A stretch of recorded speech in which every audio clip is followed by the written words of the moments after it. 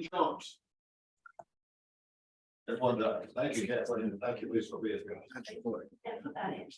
And Angela Johnson. Angela helped raise me. This is true. True story. Well,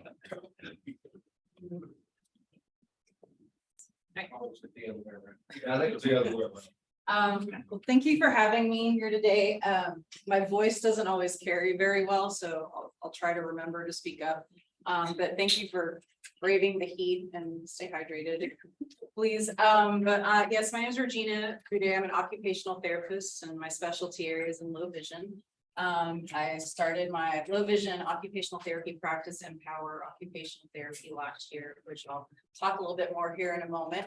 I also just wanted to share, I do facilitate a support group, a low vision support group, which I have some information here too. If there's anyone that would be interested in attending, or if you'd like to know a little bit more information, but this is our support group at one of our events when we first started. So I have them kind of spread out throughout the presentation.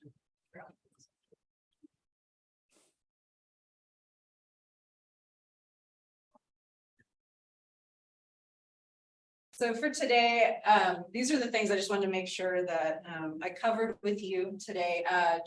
Low vision can be a very confusing term. There's lots of different terms for visual loss. So I just wanted to go through some different definitions and let you know about the people that are involved that can help you or help people with low vision.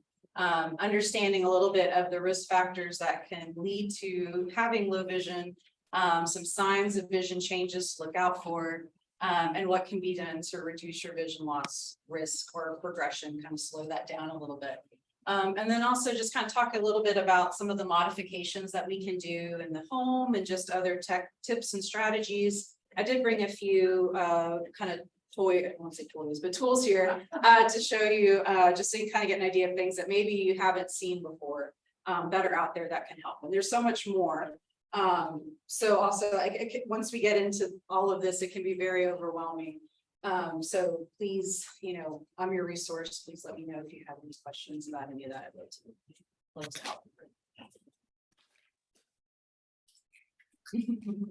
And then, so for me, I got my occupational therapy degrees at University of Texas, wrong school, Texas Women's University. I did go to UT at one point. And then after I graduated my master's, I worked in a inpatient rehab unit and was noticing a lot of my patients with neurological issues, strokes, and brain injuries that were having vision loss. And I thought we weren't doing enough to help them. And so I wanted to learn more. And so I went back to school and went to University of Alabama at Birmingham. And they have a low vision certificate program for occupational therapists. And that's where I realized that there's this whole other population that's dealing with vision loss that I don't think any of us were really looking at. That's more, we had a large diabetic population at that time too, at that particular facility. But yeah, as we're getting older adults, our diabetics, a lot of that we were missing in addition to our neurological patients. So that's been something that I've definitely been very passionate about, to making sure that we can help people early in progression and just increasing our awareness of what's out there.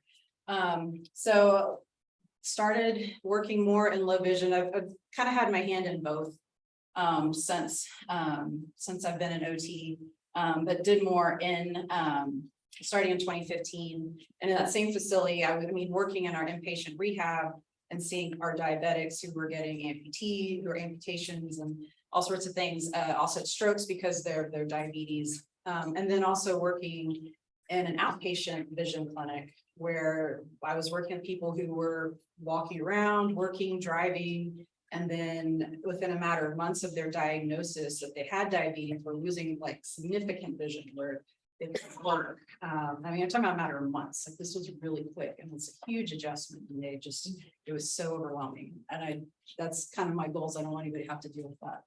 And again, just to kind of do more education, I went to go back and get my specialty certification in low vision through our professional organization, AOT. Last year is when I started Empower Occupational Therapy. Again, with the support group, Another thing that I like doing is just doing a lot of community events also. We actually have a pottery class coming up that we're putting together. So that's also something I don't want to happen, is just people becoming more withdrawn and not being involved in their community. And so there's just a lot of things that we can do. And so trying to make that connection with our community.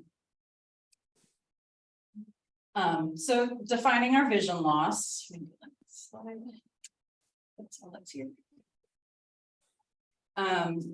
We usually identify vision loss or low vision blindness in terms of acuity and in terms of visual field. So acuity is that detailed vision.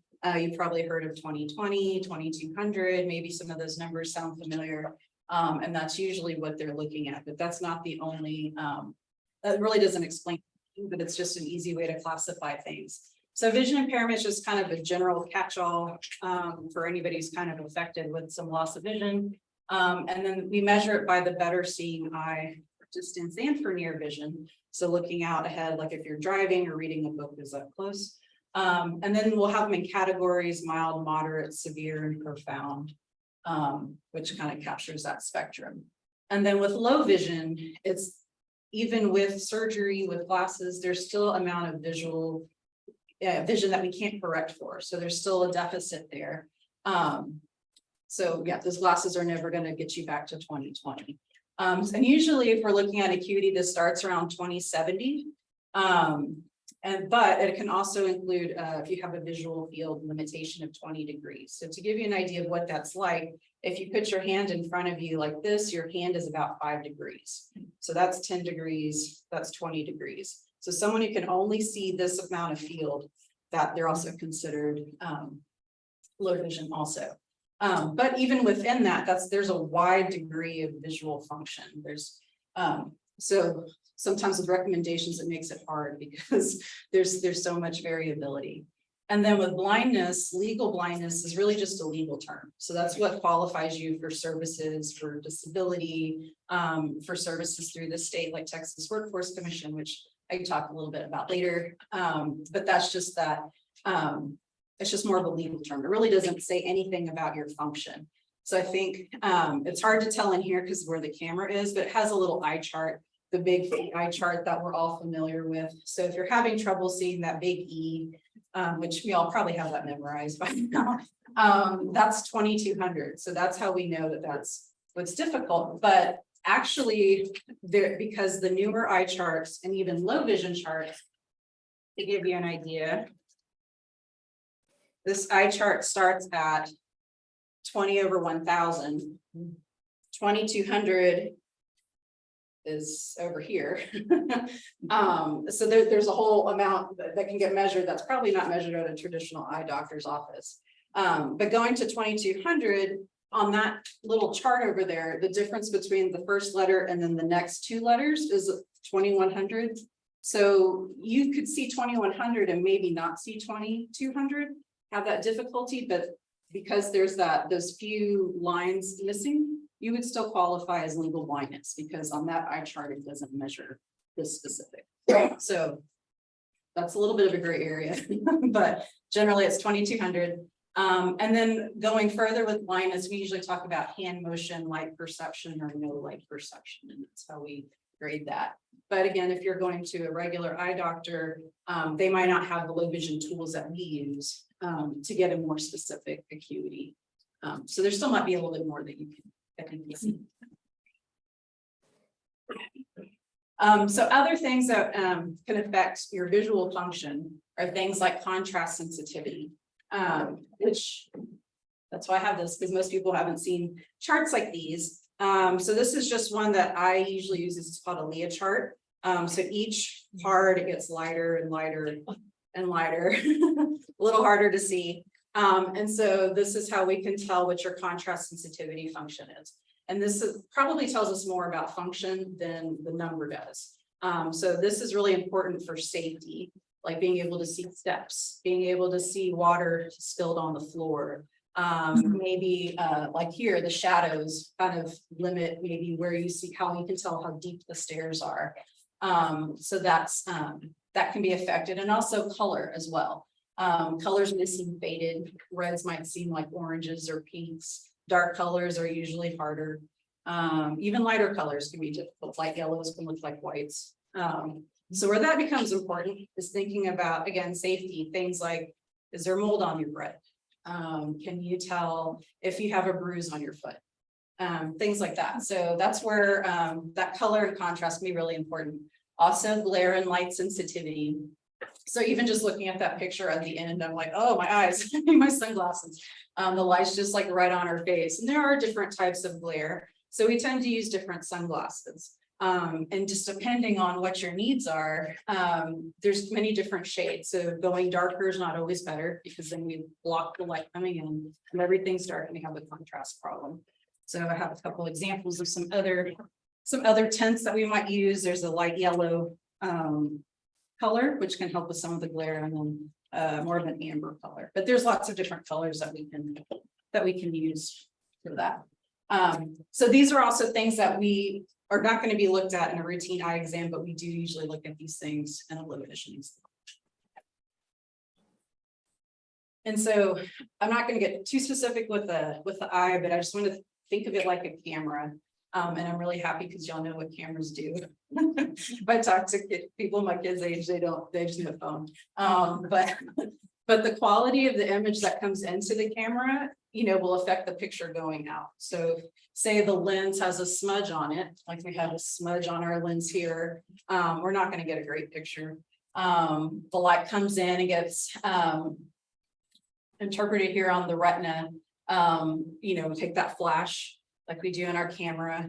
It gets processed, so the information goes through our optic nerve to the brain to process the image. If there's a disruption back here, which isn't necessarily vision, but it's related.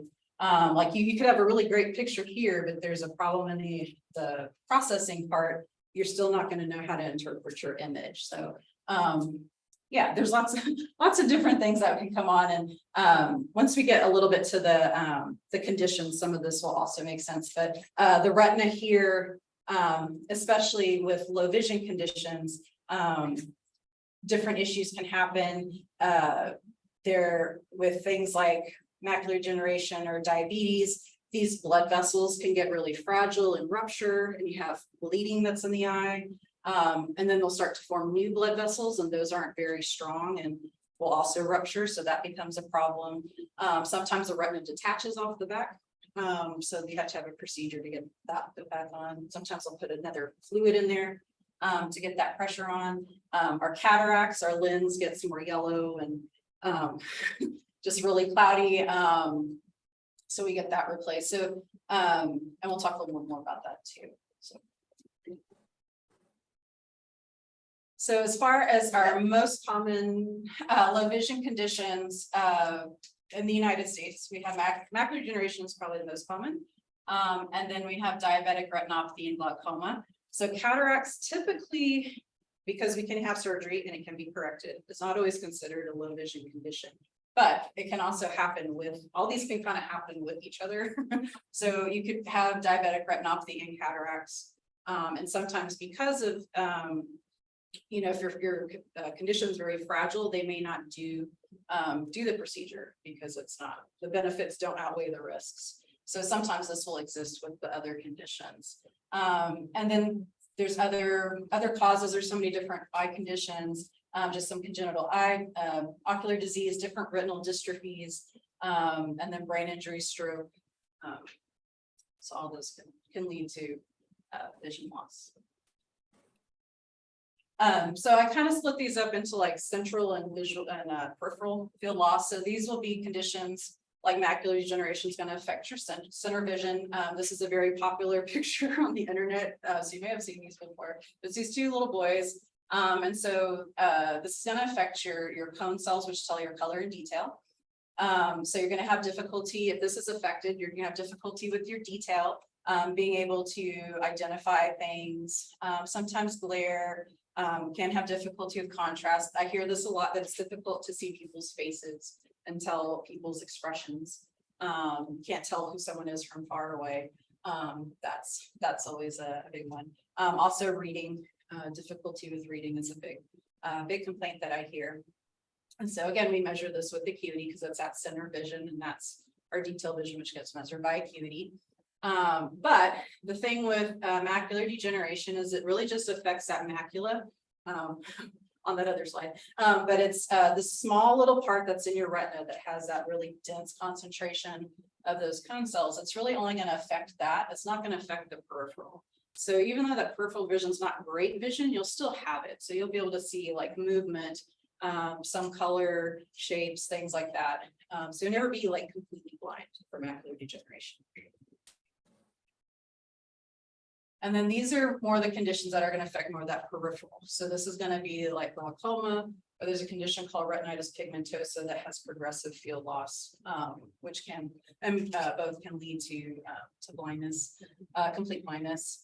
So this is more being able to tell if things are moving. So it's really easy to lose things once they're outside that field. Sometimes things feel like they're jumping out at you, or you put something down and then you lose it because it's like, I just had it, it was right here, but you put it just outside that visual field. So sometimes people get really cautious and nervous about movement because they always feel like they're kind of on edge. So this is measured by visual field. So, I mean, you probably had them kind of do a test with their fingers and see if you can see the fingers, or there's a machine that'll kind of move around and give you a computerized visual field. And those are more of the gold standard, but those are kind of really important when there's a question about driving, because we need to make sure we have that driving field. And again, I mentioned that visual, legally blind is that less than 20-degree field. Driving is different in every state. Of course, it has to be.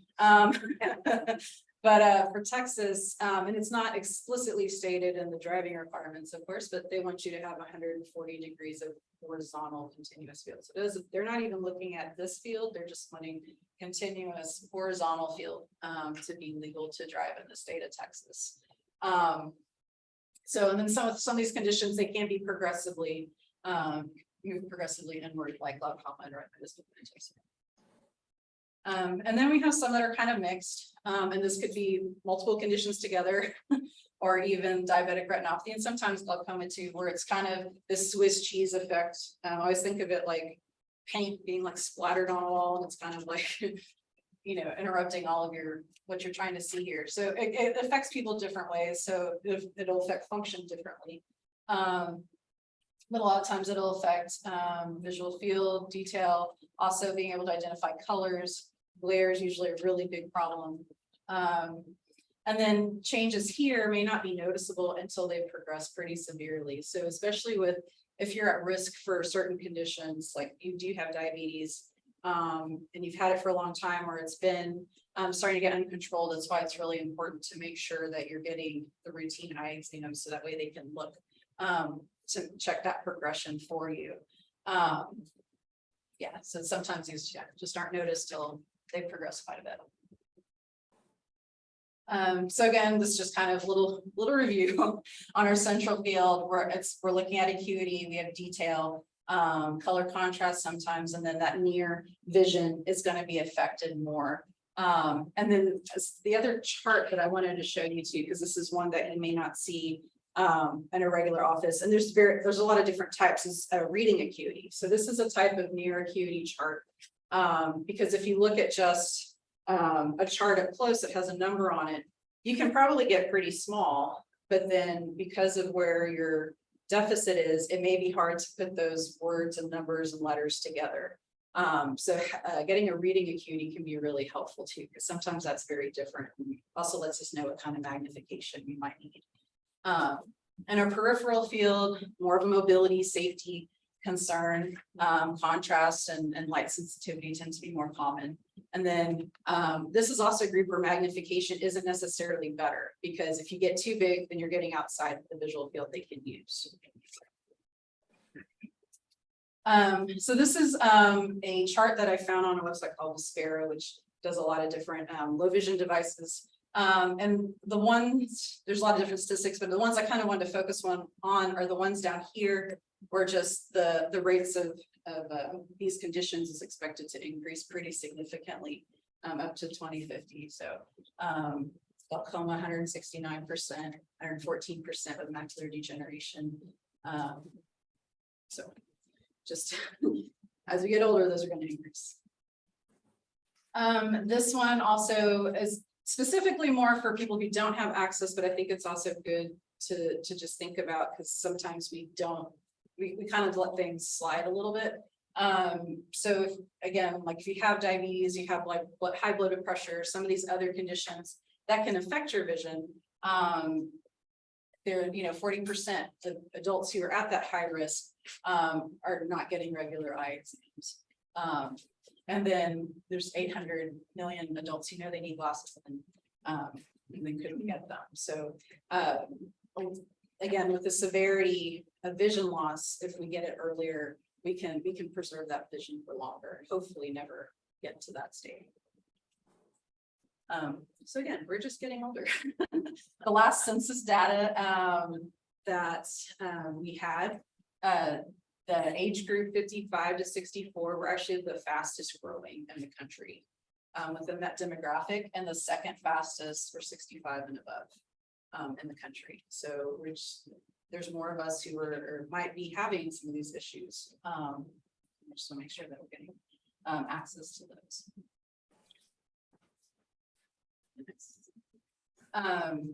And then so this is again more specifically here. They're expecting like over 500,000 people to have who are legally blind. Again, that legal criteria doesn't seem to function to be in Central Texas around 2030. And then 261,000 are also just complaining difficulties using their vision. So that's not specific to any particular category. And then that number that are affected is expected to double in about 20 years, 2038. And so low vision rehab services can definitely help to maximize the vision that we have and to stay independent and have more satisfaction with the things that we want to be able to do. And this was an outing that we did with the Parks Department, and we went to go see the bats. So she's borrowing their telescope there to see the bats. So that was fun. We actually had a lot of rain, so the bats didn't come out, which was really fun. It was fun to play with the of them. So these are also not specific to low vision, but just things that are changing in our vision. We have change of pupil size as we get older. Our pupil size gets smaller, so not as much light comes into the eye. The lens changes. I'm kind of going through this right now where I need reading glasses and I don't like it. But the lens is not as flexible, so it doesn't accommodate quite as well. So I'm having to do this little bit here. More floaters, so just those little protein strands, which by themselves are pretty harmless, but they can be kind of annoying. Increased dry eye. Our eyes are not stainless lubricated, and that can also make things look a little blurry.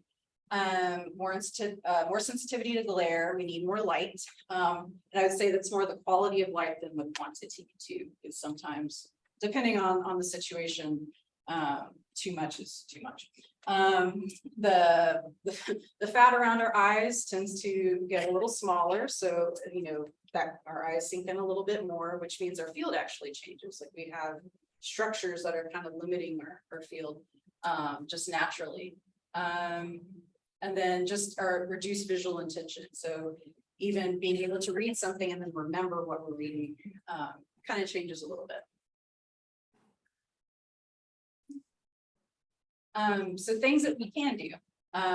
Eating, you might have heard eating the fruits of like the rainbow, or eating heart healthy diets. And so these are all good things, your omega-3s, your fish, your nuts and legumes, your seeds, green leafy vegetables. I know a lot of times too with medications that kind of limits certain foods on this list. But really like what's good for the heart is what's good for the eyes. So that's kind of my short way of remembering it. If you're looking at good things for this, then they're gonna also be good for your eyes too. And I do have a handout if anyone, oh yes. I haven't seen beef on the good list of things to eat. Just checking. Yeah, it's not on the great list. It's probably more red and we want more of the other colors like the oranges, greens and purples and stuff. I didn't see ice cream on there. Yeah, ice cream. Or eggs and Yeah. that. Yeah, I mean, yeah, it's just getting that balance, balance of different foods. So, I mean, that might be as far as the beef on here, actually, let me step back. The beef might be more like the iron, that kind of thing. But yeah, just getting that balanced diet. And there, yeah, like I said, there's a little card over here that has different numbers of like what's recommended, for different nutrients, stuff. And then this being active, lowers our risk for diabetes, lowers our risk for cholesterol. It's one of those we can talk through. Reducing our risk for high blood pressure. Also helps with our mood. There's lots of benefits to exercise, but it's also really great for your vision. No smoking, not great. So increases your risk of cataracts, increases our risk for pretty much any of these other conditions. Can harm the optic nerve because it's just putting a lot of pressure on the optic nerve. It also slows healing. So if you have any injuries, cuts, bleeding, things like that, it's going to limit how fast we can heal. And then just eyewear protection, especially with this weather. We need some good eye protection, protecting those eyes. And then also just giving your eyes a break. There's a rule, it's called the 20-20-20 rule. So if you're reading about after every 20 minutes, you just want to let your eyes relax and look at something 20 feet away for about 20 seconds. And that helps reduce some of that eye strain and eye fatigue. The sunglasses, is it true that the lighter the eyes, the more protection you need? There probably is some truth to that. Yeah, there's probably some truth to that. I don't know. There's probably some variability too. It just in general, I think sometimes people think, well, if my skin's darker, my eyes are darker. I don't burn, my skin doesn't burn, I don't need the eye protection, but really everybody really needs it. I'm saying that because my husband's like that. Yes. What do you think about the blue correction for computer glasses? For computer, so that's probably a good one for like an optician. They won't say another pair of glasses. Yeah, well, I bought a pair. yeah, my understanding, like maybe if you're doing a lot of computer work, but my understanding is it's probably a bigger issue with younger kids with developing eyes. But yeah, if you're doing a lot of computer work, maybe. I don't know that I'm the best one to ask about that one. So unfortunately, I've heard this a lot from people who come in for low vision rehab services. They're told by an eye doctor that there's nothing more I can do for you. And that's kind of breaks my heart, to be honest, that someone's told that and then they're not really given any hope. And then we have to, when we start working, we're working through trust issues, we're working through, not being open to trying new things. And then even a little bit of desperation too. It's like, well, I don't want to do that, but I saw this thing on TV that looked really great. And it's like, well, hold on, we got to talk through a lot of that stuff because there's a lot of risk for something, for even financial and just otherwise, for something like that. So again, this is what I want to prevent and start sooner. So this is where I feel like they're coming in for low vision rehab, and it's like I feel like I can make your dreams come true. Let's look at some of these things that we can do to make things better, and plus the dog is just cute. So what is low vision rehab? We're restoring an ability to be able to do specific things. So this is, again, it gets very specific to each person. I mean, everybody's different. What you want to be able to do, everybody's ability is different. Our goals are different, just our situations are different. So, I mean, something might work well for two different people, but you might use them for two different things. And then typically low vision rehab is more, or we're referring to our older adult population that has age-related vision loss. But, vision rehab can be, kind of is expanded to include other populations as well, because it's affecting things that they want to be able to do. So our goal is, we want to promote high quality of life. We want to be able to continue to have the relationships that we, that are important to us. those roles and, how we identify, we want to, continue that and promote that, with, our support people. And so we also use a team approach. So a lot of times this is me collaborating with the eye doctor and then other people who are working with the person who's getting services too. And so, yeah, a lot of variety of strategies. It's usually not a one size fits all kind of thing.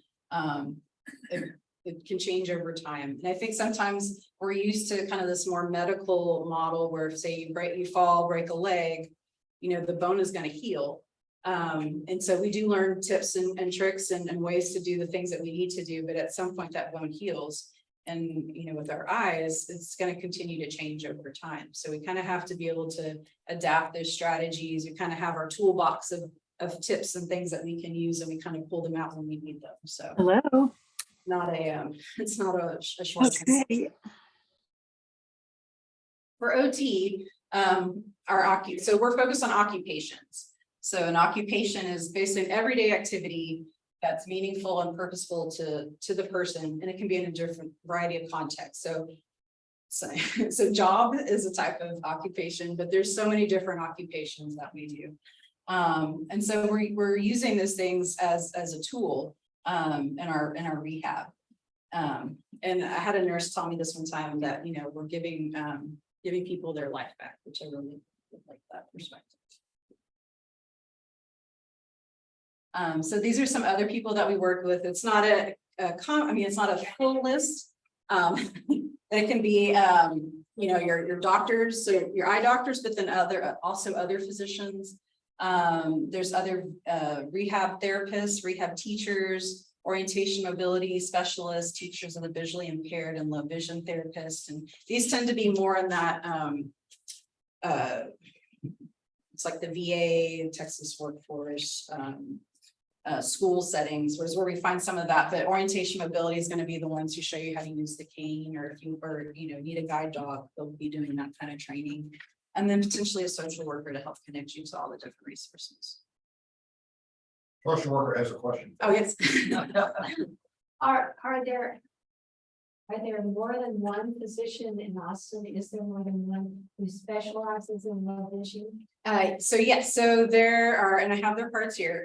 There's one down the street from here, Dr. Miller. And she's a low vision optometrist. And then Dr. Wood is located in Georgetown.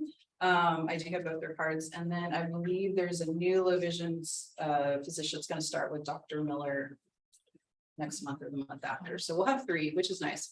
But it is a specialty area where there's not a lot of people. There's definitely a lot of scarcity. I mean, even in like Houston or Dallas, there's not that many people. I have a second question, and that is how I guess good is insurance? Oh, yeah. So yeah, insurance does not cover much. So with low vision, we're looking at a lot of these kinds of things, magnifiers, glasses, kind of specialized tools that are, I would say, more like durable medical equipment, if you want to think about it that way. And because it's not, this is what it's kind of explained to me, it's not like internal, it's not like your body, it's kind of external to your body to some extent. Insurance typically doesn't cover it. They will cover for the exam for the doctors. They'll cover like for a medical exam, but then for other stuff they don't cover. So there is an out of pocket for it. For me, typically insurance covers OT. That part just depends on more on the specific insurance. Yeah, unfortunately, it's not something that's well covered. Again, another reason why we should look at it earlier, because it does get more expensive. The more severe that it gets, or can be, for sure. Okay. So just some common complaints, things to kind of look out for. Things that I hear, difficulty reading, so things get blurry, or missing letters, difficulty seeing faces, sometimes hard to keep your focus, maybe running into objects. We talked about losing objects. Sometimes tripping and falling can be related to vision. So if I hear that, I'll kind of look at that. And then visual hallucinations, I wouldn't say it's a common one, but that is one that I definitely want to look out for, because this condition, Charles-Bonnet syndrome, is people are, I guess, sometimes worried to report it. I think it's underreported. Because people are like, well, having hallucinations, that's not a good thing. But this is more just like your vision's changing, and kind of again with that camera and how the camera is processing that information, it's kind of missing something. And so it's trying to interpret it in a funny way. And so we get like an after image, or I've heard different things. Sometimes it's flowers, or it's like an after image. So but that's not a bad thing. It's just, it's something that it's your brain's trying to figure it out. So Well, I think that would be scary. yeah, it could be. Usually hallucinations are associated with psychosis. Yeah. Yeah, It's good to know that. yeah, it wouldn't be auditory, just visual. My mother was seeing a neurologist, it's several years back. And yes, she did have some things going on, and he was treating her, and she asked him about these things that she was seeing. And he said that was just normal and something she would have to sort of live with. But it was a hallucination, that it wasn't real. And so she accepted his advice there. But then when we got back to her apartment, she said, "Oh, now Jimmy, be honest with me. Can you not see that little clown that's over there in those flowers?" Yeah. Oh, Yeah, sometimes it's obvious because, well, it's not gonna talk for sure, but sometimes it's clearer than everything else around it. So sometimes that's a clue that it's not real. It's usually it's usually a pleasant thing. It's not something that's scary. But yeah, sometimes, I don't think people talk about it enough. So, And I took her to the eye doctor during those years too, because she was saying that she was having trouble reading. And I thought it was vision. Yeah. And when he did all the checking, he said, no, the vision is good, but her brain is not perceiving, Yeah. so. I guess there. Yeah. Some mix-ups. yeah, cognition definitely affects how this quite a bit. So I'd say kind of our ideal, which doesn't happen very often, is that you go to your eye doctor, get your routine eye exam, and then they're like, oh, well, you have macular degeneration. And your vision's decline a little bit. It seems like you might benefit from low vision services. And then they refer you to the low vision doctor, and then the low vision doctor will work with you and is like, oh, well, you could benefit from occupational therapy, because occupational therapy can work with all the tools that we've recommended and help you to be more independent in your home, and do the things that you want to do. That's the goal. That's the dream. Doesn't always happen. But usually when we do get to that point, when we have that first evaluation, it's usually kind of lengthy. And we just want to know what your goals are, what's important to you, how you're doing certain things, because the environment and how you do things can be very important to your success. You may do really well with, say, reading in the doctor's office, but you don't do really well reading at home, and it could be the lighting. So there's different things to kind of look at there. But that's where we kind of set those goals and that kind of helps us to know what tools we want to use. And then it's an ongoing thing for me, for OT, with additional training, other strategies. If we want to refer to orientation mobility or another specialist, we can do that too. And then the eye doctor will do their follow-ups and stuff. So that low vision specialist is going to look at the acuity like you do at a regular eye exam, look at your field, look at your contrast and your glare, and then they'll still try to get you a good prescription. That's their goal, is they want to improve that as much as they can. There's things that I might notice, like we talked about being cautious with mobility, running into things, or squinting, or maybe the head position kind of changes when you're looking at something. If they have a lot of falls, how they're struggling with their reading. Maybe there's some difficulty with, being able to manage your other conditions, like your blood pressure, or your diabetes again. And that could be, maybe it's hard to look at or medicate or read our medications, or identify our pills or things like that. So there's definitely things we can look out there. And sometimes with some of these things, they're chronic.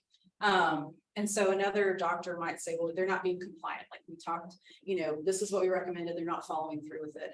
And that's definitely not fair. There could be other reasons why. They're giving you like really complicated medical information to navigate, and it's just, it's just too much work for your eyes. So yeah, that's one way where we can also kind of advocate for you as well. Try to help them to know what the best way to give you information. And then these are things that can help or maybe hinder therapy a little bit. So being open to the rehab process, it's different. It can be, yeah, it can be a little different. It's definitely frustrating, dealing with vision loss. So, and we understand, we understand that. I think, yeah, I know it's hard going to a doctor's appointment because a lot of times they're just really short on time. They're just like really rushing through things. So there's probably a lot of things that we don't get to talk about. So in low vision exams, they tend to be a little longer because we're dealing with a lot of different things and in different situations. So yeah, so we're looking at that. And then again, the cognitive ability and motivation, if we're like already kind of frustrated, we're already kind of like, no, that's not gonna work. I don't even want to try it. I don't want to look at it. But trying to be open to that is good. Understanding like your diagnosis and your prognosis. So like how, is this a condition like macular degeneration, knowing that it's not going to leave you completely blind, I think can be, a relief to some extent, knowing that you're not going to lose everything. And then, yeah, there's no quick fix and no magic glasses. That one's hard sometimes. And then therapy is definitely a very collaborative process. It's not like I'm not doing stuff to you. I guess I think we get used to doctors like just giving us medications and then, that's going to fix our problem.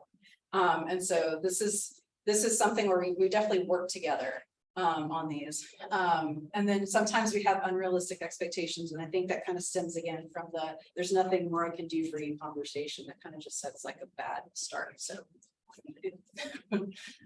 these are things that we can address in therapy. Like talked a little bit about reading and writing, our different aids here, technology, organization is very important. So you want to make sure that we keep things consistent.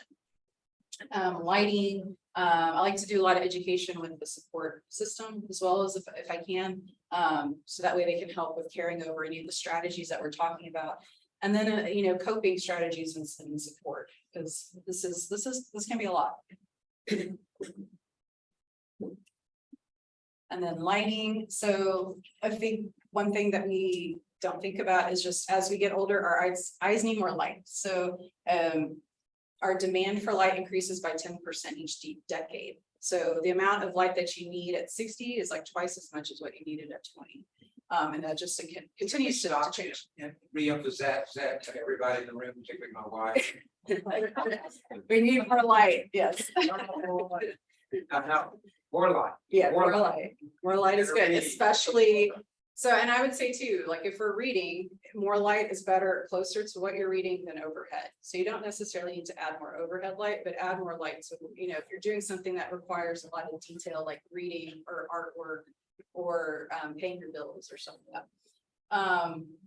And then different eye conditions affect the way that light is perceived. Again, like with the glaucoma, that can be very, it can be very stressing on the eyes. Just with a lot of times I've heard it's like feels like it's a burning sensation. So we want the lights turned down. As far as the different kind of lights, LEDs have come a long way. I think there's some of these that like halogen gets really hot. It's too hot right now for that. But there's so many different LED lighting options. I like that a lot of lamps now come with adjustable temperatures and levels because light can be very dynamic in your home. Like in the morning, light is very different than in the evening. And just depending on what it is that you need to do, you may want a different kind of light. So having that gooseneck lamp is really good because that way you can position it on what you want to do. Cabinets and closets can be really dark, so adding some kind of specific lighting in there. Magnifiers have light as well, or even a flashlight comes in handy in a restaurant because those are always dark. So yeah, there's different ways that we can add light to what we're doing. So this is just a quick example of how something might look different based on different ages. And then these are just some different lighting examples. So she's got her gooseneck here. This is in a this is kind of hard to tell, but it's in a cabinet and a drawer. This is a light, you know, that you can kind of position anywhere. So you could do it in a, you know, under a cabinet, and then some in the closet too. Yeah, and then this is more with the contrast. So this is why contrast can be really important. So we're missing a lot of details here. It's hard to tell where the little girl is, and this is not a great picture anyway. But she's over there. No, it's good. And these are some other examples how we can mark the stairs. A lot of times being able to see the bottom of the stairs is hard. So this is a darker color here. Sometimes being able to see like your coffee in a dark coffee mug is hard. So we can change, you know, just little things like that can make a big difference. These are some other labeling and contrast strategies. This was a pretty simple one. She couldn't see the numbers and she really only used like these over here. So I didn't even really mess with this too much. But because they're just low contrast, it's just hard to see it on the appliance. And then we just marked the top of the dial so she could tell where the top of the knob was. And that's just electrical tape. This is something that's really simple and easy to do. This is, these are like little puff paint marks, really probably more than you need, but that's another way to label. And I do have some examples of little thumb dots that you can use on appliances so you can find buttons. And then, yeah, your high contrast keyboard so you can see the keys. Those are just some examples. Yeah, looking at your displays and being able to mark those, because whether it's they're printed on, if it's your dial, your you know, it's a digital display, sometimes that's hard to see. So being able to find ways where you can manage that. Sometimes the disposable stuff is easier to kind of manage, like you have pods, and it's not the most environmentally friendly, but sometimes it's easier to do like our laundry with the pods or dishwasher with the pods. You don't have to measure it out because that can be hard. Using they have large print like timers and different things. A lot of our appliances have gotten smart, so we can program them from our phones. So there's lots of things we can do there. And then that's just an example of how much easier it is to find something when it's organized, as opposed to in that clutter drawer that we all have it. I know we all have it. Then these are just different. So some of these, like the talking watch and the large print, clocks are pretty common with low vision stuff, but with technology now, there's so many things that we can do, like our smart bulbs, our Alexa devices, hopefully I didn't set anything off, iPads, and I mean, this is an example of a Bluetooth microwave. These are different writing aids. Yeah, I know Samsung does one, so yeah, you can program it from your phone. I get my running, microwave and I think the fridge, like some fridges, refrigerators do it now too. Yeah, you're getting all sorts of high tech, but yeah, so those can make things, if you're good on your phone, those can be really good ways to do things. Different writing aids. So if it's hard, you know, if you're writing and your handwriting kind of drifts on the page, you know, we have these little typoscopes here. And I think I have an example of a check one up here somewhere. And in the corner, you can't really see it very well, but I've got one up here is like bold line paper. So that way it can kind of help you stay on track. And then these have been around for a long time. Our large print playing cards, large print bingo, dominoes, and then I think I have a picture like that somewhere else, but it's kind of simplifying the remote because the buttons can be hard to find on the remote.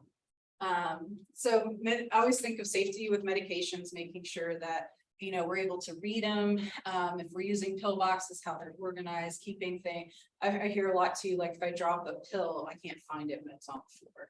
And then we're worried about like if you have dogs or something else, you know, how we can get our medication. So there's different strategies we can use so that way we keep things contained and avoid that as well. The other one I wanted to go back real quick to this one here.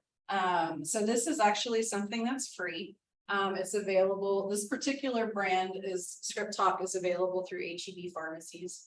And so you just tell them that you know, you can't read your prescriptions. And then they'll set you up with this. I don't think they ask you a lot of questions. This is actually the demo bottle that they give you so you can practice using it. And it has a little sticker on the bottom that this machine will read. So if you can't read your things, you put it on there and it'll tell you what the medication is. So, yeah, so that's a free service. There's another one through CVS called Script RX, I think. So there's a couple. Does it just give you the name or does it give you the dosage or? Then to get the Refills. instructions. I think it tells you pretty much everything that's on the label. Yeah, right. It tells you more than what you It comes down to side effects. But yeah, but it definitely will help. So you're just thinking again with like, if it's taking you longer to read things, your eyes are going to be more tired, you're using a lot of energy. So sometimes I think of energy conservation more of a physical sense, like getting up and getting down can take a lot of energy, but also with your eyes, it can as well. So planning ahead really helps. And sometimes just even delegating tasks, like if there's things that aren't really important to you and your family wants to help, hand them off, give them to them. Positioning and things. So if it's hard to see, we tend to do this a lot, and that might cause some neck pain, some uncomfortableness. So how you position your reading material can be important. Using a combination of different strategies. So kind of picking out like, what's the things that's really important for your vision? Is it important that I read my email in the morning, but not so important that I see the microwave? We can use a visual strategy here and then a different strategy over here. So this is an example of the dome magnifier. I have one here, and I just put a little piece of tape here so that way we can kind of stay on the line when we're reading, because sometimes it's easy to drift. And then this is just an example of like organizing this menu that we made large print, but it's just easier to read, even just by putting these little lines here. And so that way you can this is just our, breakfast, and then this is fruit drinks, stuff like that. So it's just much easier to navigate through this instead of having to sort through all that. It's just more efficient. And then the last one was that remote modification that we did. So magnification, just check. Okay, so there's 4 types of magnification that I just wanted to go through really quickly. So there's 2 of them that I'm sure that y'all have already done without even realizing that you're doing magnification. And then usually there's more than one type that we'll use as a strategy. So it just depends on what we're doing and what we want to be able to do. But there's always going to be a trade-off between our visual field and the strength of the magnification. So if you ask for the strongest magnifier you can find, it's going to be a really tiny little magnifier where you can't see very much. So I'll get that too, like, oh, well, I want to see more of the page. And it's like, well, okay, we may not need that really strong magnifier, maybe able to back off a little bit and then be able to get a little closer to it, or, change some of those other characteristics. So relative size, I'm sure we've seen that, large print. It's a really large remote. That's one type of magnification, just making it bigger. So we can see it. So we got our playing cards, large print text, increasing the, even just increasing the size of our TVs or computer screens. And then, increasing the font size on our computers. Relative distance, I'm sure we all do this too. It's hard to see something, so we bring it really close to our face so we can see it better. So that's a type of magnification, changing that distance that our eye has to focus on the page. So that could also be watching TV too. It could be really hard to watch a TV from 20 feet away, so we need to sit 10 feet away so we can see what's on the screen. So this is more probably what we're familiar with magnification is what's called angular magnification. So that's anything that's related to any kind of optics. So that's our readers, magnifiers. There's also, most people usually haven't seen these for a little bit, but telescopes. So this is more for distance vision. If I wanted to read a sign in the back, I could use this. So these are typically things that we would need a prescription for. And that's where we need the doctor for these. Some of these, like magnifiers, we could probably find online, but we're going to be limited. Like even if it says it's 20x and it's on Amazon, that's not true. I'll just tell you that now. That's not going to be a great magnifier. So that's where if you need that additional magnification, it's really good to get connected to your low vision provider so they can get you the right type of magnification. And then this is another kind that's electronic or projection magnification, which I have a small one here. So this is, they call them closed circuit TVs or CCTVs, or handheld magnifiers, portable magnifiers. These are the large ones that look kind of like a microfiche machine. If you remember those, you have it on the tray and it goes underneath and it'll enlarge it on the screen. And those have been around for a long time and they haven't changed much, probably since the 70s. But they're great. They work really well. So those are our desktop, our large ones. Some can talk to you. So some have text to speech. If you put the paper there, you can turn on what's called OCR, optical character recognition, and they'll read the text to you. We can change color. We can change the contrast. We make it brighter. We can change, we can add lines. There's so many different things that we can do with this. And because it can do so much more, of course, these are a lot more expensive. And tend to not be covered by insurance also.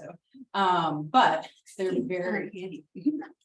I have one, well, I can't really see what's there, but I have one that does that function that a friend brought to me when her father used to die. It came from the state of Texas at no charge to him. And she tried to get it back and no, they didn't want it. Interesting. Okay. The workforce commission. Yeah, so that's interesting because I've heard that you have to give it back, but I guess it depends on who your counselor is. I won't say anything. It's being used, so I'm happy. I don't want to be known as a fence. Oh, no. The state library also has a division for the blind, Mhm. and so you can check things out there. Yeah, and I do have I have a little I don't have a lot, but I have some there. So another thing that they do too, is they offer books on tape. So it's the old, so the talking book program. So they offer, it comes in like a big cassette player and has big buttons and it's, they send you things in the mail and you just plug it in and listen to it and it's great. And then they also offer it as an app on your phone or iPad, so you can travel with it. The librarians are great. They also offer large print. I think they do music. I know they do some things in Braille. I can't remember what else they do, but yeah, they're a wonderful resource. And that's a free program too. You just need your eye doctor to certify that you are, you have that legal blind. Well, actually, you don't even have to be legal blindness. So you have difficulty reading printed material, basically, and then you can get signed on to the program. But you have to have insurance. Not for that. That's a It's a state. it's actually like a national program, but each state has their own library. Your tax dollars at work. Yeah, I think it's Our one of minister, we have a food bank, where people can come to get free food. And she was saying how rewarding it was. This man walked in with his mail and asked her if she would read it to him because he couldn't read his mail and he was getting it home. And I knew a friend who had one of these and I wondered where they might be available for us. Yeah, so there is a research, I think might go back a couple. Well, we'll come back to, there's a couple of slides. Yeah, these are some other magnification. Yeah, we can go back one forward one. We'll go forward. One more. There we go. Okay, I just want to go over these really quick. And then stand magnifier. That's another type of telescope here. So these are bioptics. Those are what you'd use for driving. And then these are more the portable ones like I have here. But as far as the reading thing, yeah, we could use any kinds of these would be probably good. If the standard magnification won't work. There are standalone OCR devices too, that you can put read printed material, and there's even apps on your phone that can do some of that stuff to an extent. Again, there's a lot of different options. We do have a place here. It's in the Pickle Research Campus, and it's a Texas Technology Access program. And they have loaner devices. So if you were kind of curious about something and you wanted to try it out without any risk, I think you have a 3-week loan or something like that. And if you're here, I think they'll let you just pick it up, or they'll deliver it to you. So that would be a way to kind of try out a device if you're not sure what you want to get. If you're in a restaurant, want to read the menu, just use the camera and set it. Right. Yeah, you can use your camera. There's a built-in magnifier on your smartphone that you can use. Built Mhm. in. Yeah. So that was on the other side. But yeah, the smartphones are doing so many things. They're super helpful. So that can be a great tool. These are a couple of wearables. I might just pause this one for just a second. So this one here, was Ira. Oh, no, this one's Ira here. Pause it. Yeah, we'll pause it. This one was, this was eSight. So this is like, it looks kind of like a helmet. I don't know what it looks like. I haven't seen it in a couple of years, but it is like a head-worn device. Ira is an app, that's on your phone. It's free for 5 minutes, unless you have a subscription. But if you're in places like Starbucks or an airport, it's actually free for the whole time you're in that facility. So it's, you have a sighted assistant, and they will, you basically ask them whatever you want. So if it's, you're trying to get to a place, it can help you navigate. And they're also trained to work with people who are visually impaired. So they can give you very specific cues, very helpful. This particular video, they made because at the beginning of the pandemic, where we really had to look at how close we were to people, if you were on it using a white cane, you didn't know like how close you were to the person in front of you at the grocery store. People get upset. So this video shows them using their canes, and then the person's on like, so they're 6 feet, they're 6 feet in front of you and stuff like that, giving them that kind of information while they're kind of navigating the stores and stuff. There's also another, so as far as that, the people I know that use it will like be on the call for 5 minutes, hang up, and then call them right back. So that's how they get around that. And it usually works well. We probably need to wrap up because people need to. Okay. Other things, but maybe people that want to ask questions could say it's okay. Sure, yeah, and it's, so these are just a couple other ones, and then I think there's one more page, if we can get it super quick, and we can leave it up. If we just go forward, yeah, so it's good. Oh, yeah, so these are just some other kind of resources, general resources, but if you want more information, I can give you some. So there's different big social media sites. There's podcasts and there are YouTube videos, support groups. I'm not the only one. There's other places that have support groups. So those are all resources that are there. It's, yeah, you want to build your community. So, thank you. There's a lot of slides. Thank you.